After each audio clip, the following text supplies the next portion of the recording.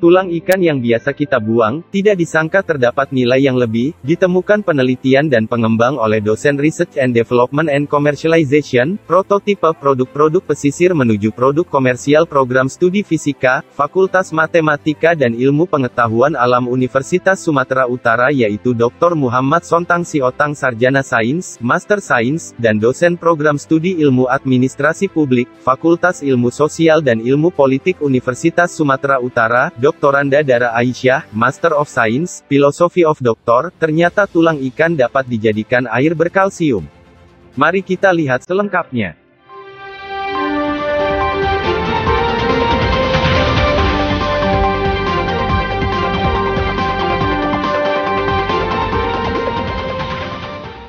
Residu tulang ikan sebelum ini hanya menjadi sampah yang tidak dimanfaatkan secara baik oleh komunitas pesisir.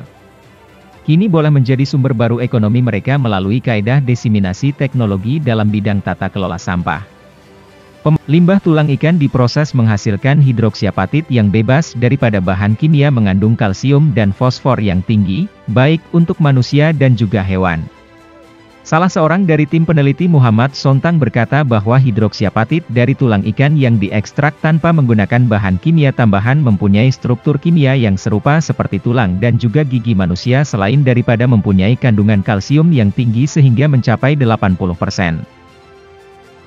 Manfaatan limbah tulang ikan menjadi hidroksiapatit merupakan inovasi baru dalam bidang inovasi sosial yang diperkenalkan oleh Muhammad Sontang Sihotan dan Dara Aisyah dari Pusat Unggulan Inovasi Karbon, Green Kitosan dan Material Maju, Universitas Sumatera Utara. Limbah tulang ikan diproses menghasilkan hidroksiapatit yang bebas daripada bahan kimia mengandung kalsium dan fosfor yang tinggi, baik untuk manusia dan juga hewan. Salah seorang dari tim peneliti, Muhammad Sontang berkata, bahwa hidroksiapatit dari tulang ikan yang diekstrak tanpa menggunakan bahan kimia tambahan mempunyai struktur kimia yang serupa seperti tulang dan juga gigi manusia selain daripada mempunyai kandungan kalsium yang tinggi sehingga mencapai 80%. Cara pembuatan hidroksiapatit ini dengan kaedah perebusan, dibuat untuk mengasingkan antara bahan organik dengan bahan bukan organik. Kemudian, tulang tersebut dikeringkan sebelum dihancurkan menggunakan mesin. Kaedah heat treatment digunakan untuk membakar tepung dengan suhu 1000 derajat Celcius ke atas bagi membentuk kristal hidroksiapatit. Dara Aisyah yang juga merupakan dosen tetap ilmu administrasi publik Fakultas Ilmu Sosial dan Ilmu Politik, Universitas Sumatera Utara, mempunyai kepakaran dalam kajian berkenaan dengan pembangunan komunitas pesisir, evaluasi kinerja program seperti berbagai program kemiskinan komunitas pesisir pantai, kinerja pemerintah dalam pembangunan pangkalan data sosial ekonomi masyarakat pesisir dan evaluasi kinerja program Azam Tani dan skim pembangunan kesejahteraan rakyat. Terbaru, kajian beliau banyak memfokuskan kepada collaborative governance dalam tata kelola limbah pesisir sebagai bahan buangan komunitas pesisir, untuk diproses menjadi sumber ekonomi baru. Selain itu kajian dikembangkan kepada model helis kewirausahawanan sosial dalam inovasi air kalsium untuk keperluan komunitas pesisir. Kajian pemanfaatan limbah pesisir menjadi berbagai produk keperluan komunitas pesisir. Satu bentuk, grassroots innovation, dalam bidang kajian social engineering. Apa yang perlu dipersetujui ialah tanpa ada proses transfer teknologi inovasi kepada komunitas pesisir. Inovasi ini hanya akan menjadi tumpukan kajian di universitas saja. Transfer teknologi dan desiminasi teknologi kepada komunitas pesisir dalam tata kelola limbah tulang ikan menjadi hidroksiapatit memberikan kemahiran secara langsung kepada mereka dalam menggunakan teknologi yang sederhana sehingga mampu memberikan dampak yang besar kepada persekitaran mereka. Dr. Dara Aisyah bersama dengan tim riset sedang membangunkan prototipe model tata kelola limbah pesisir yang mampu memberikan dampak sosial yang signifikan kepada proses pembangunan komunitas yang bersifat holistik. Dara dan Muhammad Sontang Sihotan telah memenangi beberapa anugerah dalam pertandingan inovasi di peringkat universitas dalam negeri dan luar negeri. Tambah beliau lagi pengaplikasian hidroksiapatit ini di berbagai industri mampu meningkatkan pendapatan komunitas. Inovasi dalam bidang sosial ini membawa perubahan dalam lanskap pembangunan komunitas. Kajian-kajian berdampak sosial dan juga kajian inovasi sosial amat penting dalam proses pembangunan komunitas. Hal ini karena isu dalam komunitas sebenarnya melingkupi berbagai disiplin ilmu, sehingga perlu bentuk pengintegrasian bidang kajian, sehingga perlu dilaksanakan berbagai kajian yang ada dampak positif terhadap pemerintah dan masyarakat. Kajian inovasi sosial mulai ada di dunia sejak awal 80-an lagi dan mulai mendapat tempat di Indonesia sejak beberapa tahun kebelakangan ini. Inovasi sosial ini merupakan salah satu bidang yang mengintegrasikan berbagai bidang untuk mencapai tujuan pembangunan masyarakat.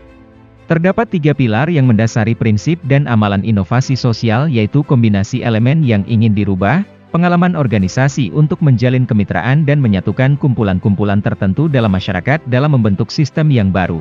Sampai saat ini, kami menghubungkan komunitas dengan banyak instansi pemerintah yang bertanggung jawab atas proses pembangunan, tata kelola limbah pesisir menjadi produk yang bermanfaat, melibatkan pihak industri agar memperoleh prototipe yang mampu menjadi platform baru kepada kegiatan ekonomi mereka. Dalam kalangan komunitas pesisir, pemanfaatan sumber limbah pesisir yang ada secara optimum, diharapkan dapat mengatasi masalah pencemaran dan kemiskinan.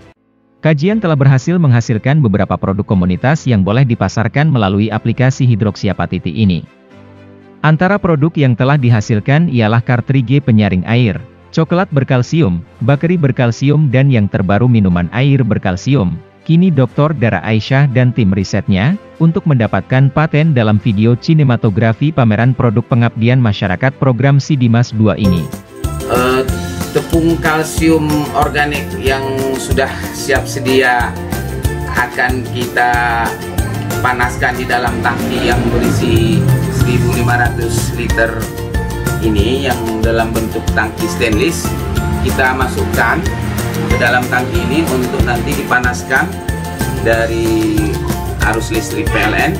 Kemudian di sini 1.500 liter, maknanya 1.500 kalau dibagi 2 jadi 750 gram. Karena 1 gram kalsium organik ini dia bersamaan dengan 2 liter air, sehingga untuk 1.500 liter air kita menggunakan 750 gram kalsium organik tulang ikan. Jadi air yang sudah dipanaskan dan sudah didinginkan, sehingga kita mendapatkan hasil dari proses pemanasan dengan kalsium organik tulang ikan, sehingga menghasilkan air yang 600 ml yang sudah siap untuk kita sajikan, kita minum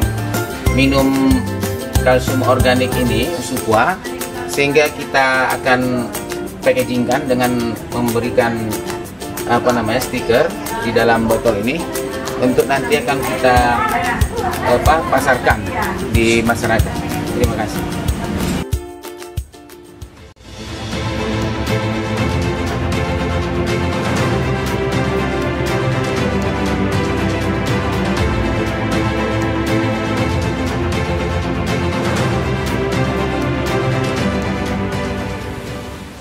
Utama tu adalah bagaimana kita nak buat satu produk kalsium daripada projek inovasi tulang ikan ni, sehingga boleh umat-umat Rasulullah ni mendapatkan bekalan kalsium yang halalan thayyiban untuk dapat dijayakan kepada semua industri yang memang mematlamatkan produk halalan thayyiban kepada user-user kita. Saya sayang banget tuh ya Bu Desi ya.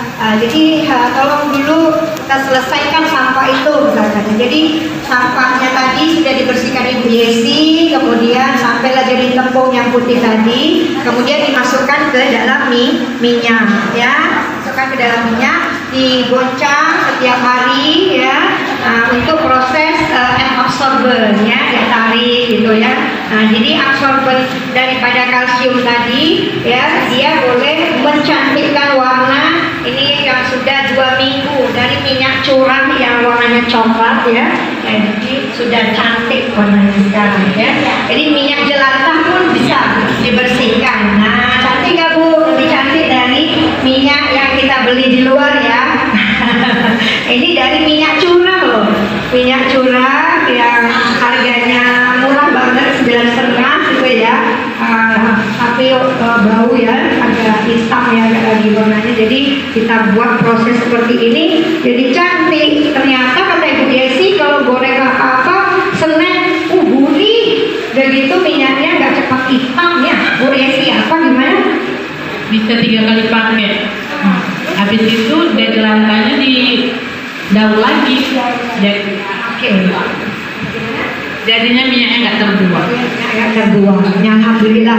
Nah, jadi ibu-ibu nanti bisa mencontoh ya. Nah, dan antar kelurahan bisa transfer knowledge ini, Bu Lurah. Ya, jadi antar warga Kota Mansum dengan warga Kelurahan Sukamaju. Ya, jadi boleh transfer knowledge. Nah, jadi bukan hanya dosen aja, ya. Dosen itu nggak semestinya menjadi pengajar, tapi masyarakatnya sudah cerdas ya boleh transfer knowledge lagi. Oke, nah selanjutnya kalau tadi kita melihat minyak, ya pastinya ibu-ibu kan bingung nih gimana dari tepung bisa jadi air gitu ya. Nah ibu di sana lihat ada air ya, bahkan nanti ini mau ada pembagian dispenser air galon lagi. Nah ini sebenarnya ibu-ibu bisa lihat di sini tepung yang tadi sudah kita bakar. Jadi tepung yang dari kulit telur ataupun yang tulang ikan tadi kita bakar pada suhu 1000 derajat Celcius ya. Nah kemudian itu bisa menghasilkan tepung yang sangat putih gitu ya. Nah kemudian kita masukkan ke dalam air. Peneliti telah melakukan pengabdian kepada masyarakat, Abdi Mas, di 3 lokasi di wilayah Kota Medan terlebih dalam mencegah penyebaran COVID-19 yaitu Abdi Mas dengan judul, Keusahawanan Sosial Pengadaan Produk Inovasi Air Berkalori Organik untuk Pencegahan COVID-19 di Kelurahan Sukamaju Kecamatan Medan Johor Kota Madya Medan. Yang kedua, transfer knowledge pembuatan filler adsorben chamber antiseptik alami kepada UMKM, YES, untuk antisipasi COVID-19 di masyarakat Kelurahan Kota Matsum 3 serta ketiga berjudul peneliti USU tawarkan masker kain lembab cegah COVID-19. Masker berkalsium yang berfungsi sebagai adsorben air kalsium organiknya. Nah ini kita buat inovasi air kalsium yang berfungsi sebagai adsorben. Ini adalah untuk katakanlah partikel-partikel yang berpartikel sangat kecil, partikel size-nya sampai nano size itu bisa diserap di sini. Jadi tidak sampai ke ruang rongga hidung kita. Itu dasar pemikirannya. Nah, jadi kalau misalkan kita pakai air, dia tidak langsung kita hirup partikel yang sangat kecil itu karena dihambat, diserap oleh kandungan ion air kalsium itu. Nah, seperti itu. Tapi mau steril sudah. Ya. Ya, sudah.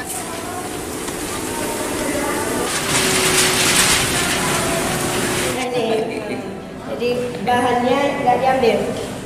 Nah, jadi pada hari ini kita bersama mitra memperkenalkan semua jenis-jenis limbah yang selalu kita buang atau tak terpakai untuk dijadikan sebagai bahan kalsium organik.